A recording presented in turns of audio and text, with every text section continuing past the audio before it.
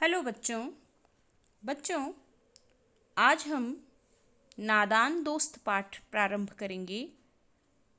हमने पाठ के लेखक मुंशी प्रेमचंद के जीवन के बारे में जाना।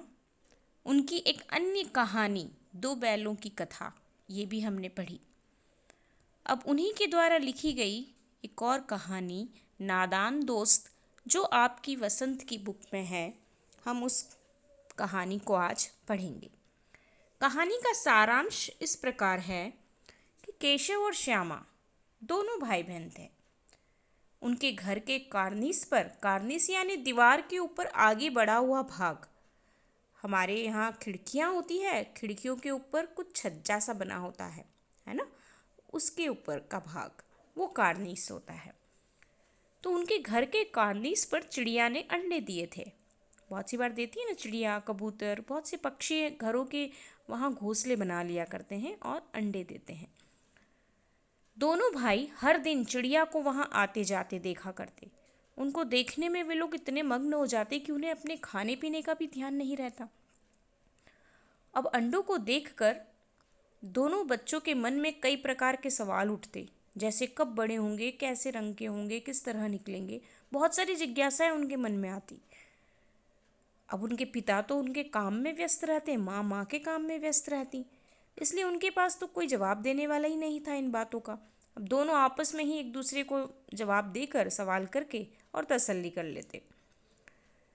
अब इस तरह से 3-4 दिन चले गए, गुजर गए। अब दोनों बच्चे चिड़िया के बच्चों के लिए परेशान थे।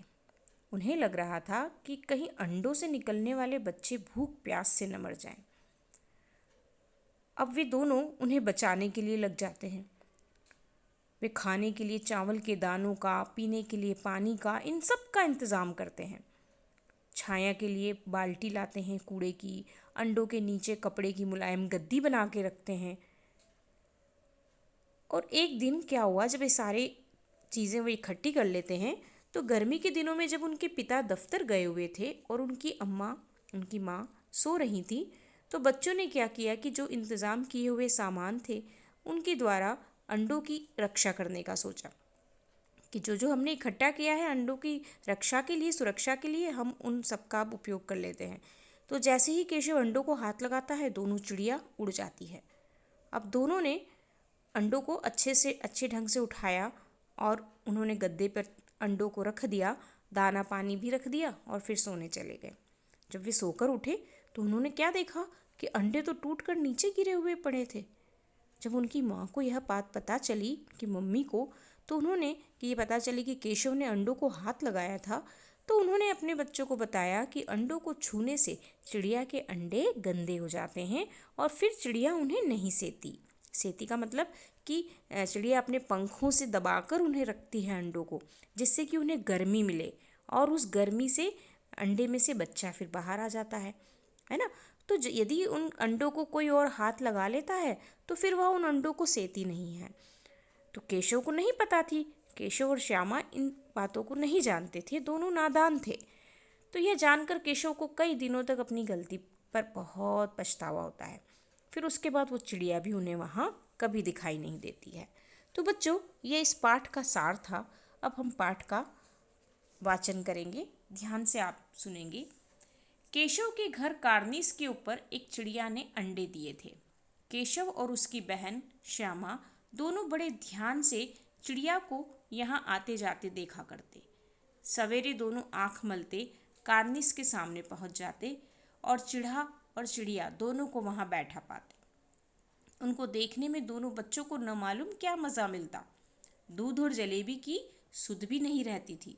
दोनों के दिल में तरह तरह के सवाल उठते।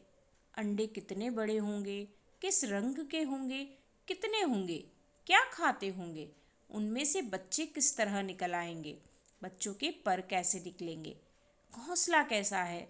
लेकिन इन बातों का जवाब देने वाला कोई नहीं। न अम्मा को घर के काम धंधों से फुर्सत थी, न बाबूजी को पढ़ने लिखने से।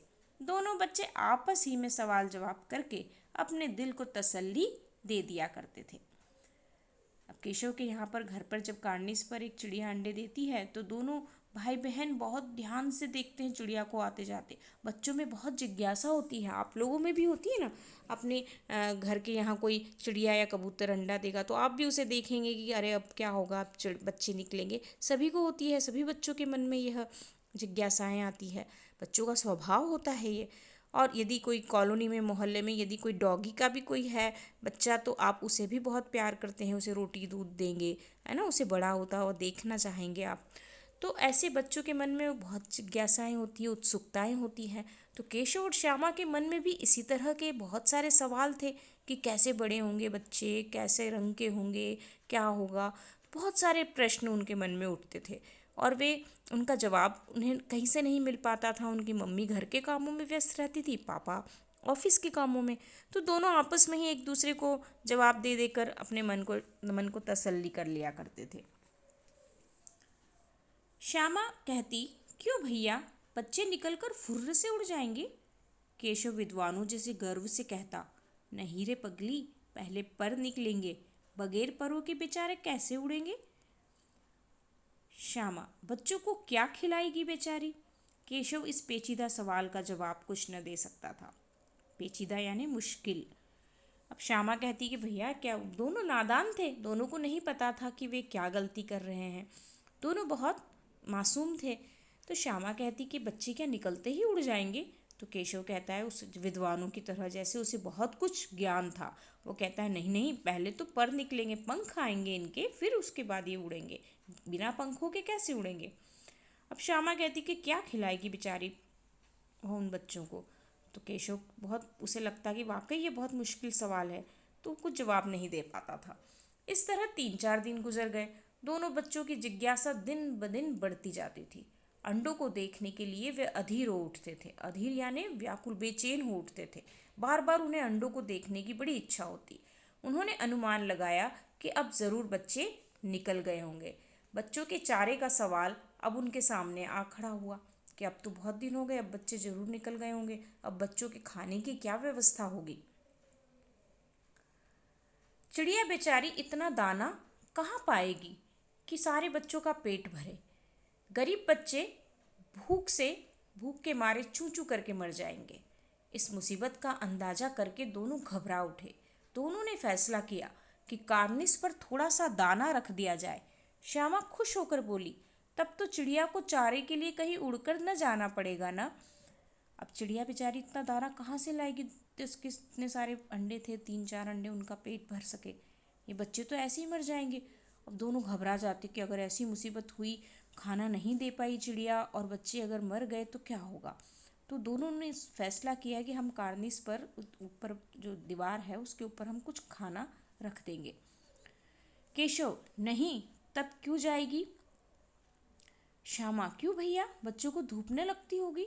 केशव का ध्यान इस तकलीफ की तरफ न गया था। बोला, जरूर तकलीफ हो रही होगी, बेचारे प्यास के मारे तड़पते होंगे, ऊपर छाया भी तो कोई नहीं। दोनों अपने मासूमियत से दोनों बातें कर रहे थे कि उन्हें गर्मी भी लगेगी, धूप भी लगेगी, तकलीफ भी हो रही होगी, है ना, प्यास भी लग रही होगी। आखिर यही फैसला हुआ कि घोंसले के ऊपर कपड़े की छत बना देनी चाहिए। पानी की प्याली और थोड़े से चावल रख देने का प्रस्ताव भी स्वीकृत हो गया। अब दोनों ने यह फैसला किया कि घोंसले के ऊपर कपड़े की छत बना देंगे हम, और पानी की प्याली रखेंगे, थोड़े से चावल रख देंगे। अब ये सारी बातें आपस में दोनों ने समझ ली। तीनों बच्चे स्वीकृत हो, यानी स्वीकार हो गया। दोनों बच्चे बड़े चाव से काम करने लगे, शौक से, बड़ी इच्छा से, है ना। श्यामा माँ की आंख बचाकर मटके से चावल निकाल लाई। केशव ने पत्थर की प्याली का तेल चुपके से जमीन पर गिरा दिया और उसे खूब साफ करके उसमें पानी भर दिया। अब चांदनी के लिए कपड़ा कहाँ से आए, चांदनी यानी छाया के लिए। फिर ऊपर बगैर छड़ियों के कपड़ा ठहरेगा कैसे, और छड़ियाँ खड़ी होगी कैसे। अब इतनी सारी मुश्किलें लग रही थी उन्हें लग रहा था कि कैसे व्यवस्था करें ताकि हम इन अंडों को सुरक्षित रख सकें। इन अंडों को किसी प्रकार की, कोई अंडों से निकलने वाले बच्चों को, इन्हें किसी भी तरह की कोई तकलीफ न हो। केशव बड़ी देर तक इसी उधेड़-बुन में रहा, उधेड़-बुन में यानी इसी मुश्किल में रहा, इसी कुछ न कुछ व्यवस्था करने में रहा, चिंता में रहा। आखिरकार उसने यह मुश्किल भी हल कर दी।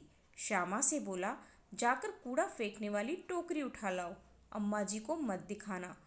श्यामा, वह तो बीच से फटी हुई है, उसमें से धूप न जाएगी।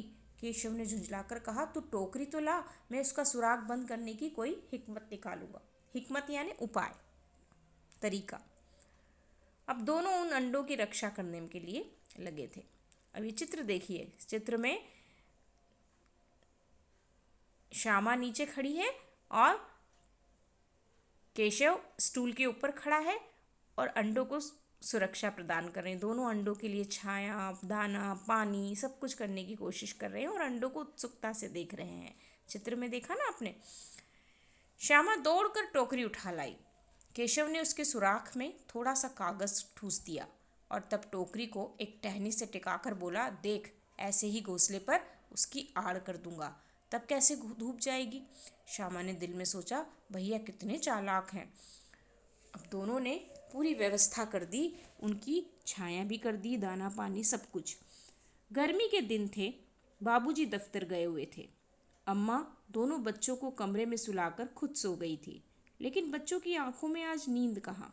अम्मा जी को बहलाने के लिए दोनों दम रोके, आंखें बंद किए मौके का इंतज़ार कर रहे थे। जो ही मालूम हुआ कि अम्मा जी अच्छी तरह से सो गई, दोनों चुपके से उठे और बहुत धीरे से दरवाजे की सटकनी खोलकर बाहर निकल आए। अंडों की हिफाजत की तैयारियां होने लगी। अब गर्मी के दिन थे, उनके पिताजी दफ्तर गए हुए थे, ऑफिस गए हुए थे। अब दोनों गर्मियों में मम्मी दिन में सुलाती है ना सबको कि गर्मी बहुत है, अब थोड़ी देर रेस्ट करो, सो जाओ। तो केशव और श्यामा की माँ भी उन्हें सुलाने की कोशिश कर रही थी। दोनों को कहा कि कमरे में सो जाओ और वो खुद भी सो गई। लेकिन बच्चों की आंखों में नींद नहीं थी। वे दोनों मम्मी को बहलाने के लिए अपना दम रोके आंखें बंद किए हुए सो रहे थे, लेकिन इंतज़ार कर रहे थे कि जैसे ही मम्मी सोएगी और हम भी बाहर निकल जाएंगे। और जब मम्मी अच्छी तरह से सो गई तो दोनों चुपके से उठे और दरवाजे की सिटकनी यानी जो चिटकनी होती है ना, दरवाजे की सांकल होती है, उसे खोला और अंडे की सुरक्षा की रक्षा करने लगे। अब केशव स्टूल लाता है और स्टूल से भी काम नहीं चलता है, तो नीचे देखो, चित्र में देखो, फोटो में है ना, नीचे एक चौकी भी लगी हुई है, फिर ऊपर स्टूल है। स्टूल लगने के बाद उसका हाथ नहीं पहुंचता है तो नीचे एक चौकी भी लगाता है, फिर स्टूल लगाता है, फिर उस पर खड़ा होता है और डरते डरते स्टूल पर चढ़ा। श्यामा दोनों हाथों से स्टूल पकड़े हुए थी। स्टूल चारों टांगे बराबर न होने के कारण जिस तरफ ज़्यादा दबाव पाता था जरा सा हिल जाता था। उस वक्त केशव को कितनी तकलीफ उठानी पड़ती थी यह उसी का दिल जानता था। दोनों हाथों से कॉर्निस पकड़ लेता और श्यामा को दबी दबी आवाज़ से डांटता, अच्छी तरह पकड़। तो इस तरह बच्चों, उन दोनों ने अंडों की हिफाजत करने का सारा सामान, सारी व्यवस्था उन्होंने की और वे अंडों की व्यवस्था में लग गए। ये हमने पार्ट 1 इसका आज पढ़ा, नादान दोस्त का। इसका पार्ट 2 हम कल पढ़ेंगे। इतनी कहानी आपको ध्यान रखनी है। यहाँ तक हमने पढ़ा कि केशव स्टूल लगाकर अंडों तक पहुँच गया। अब उसके बाद उसने क्या किया, अंडों के साथ अंडों का क्या हुआ, ये हम अगले पार्ट में पढ़ेंगे।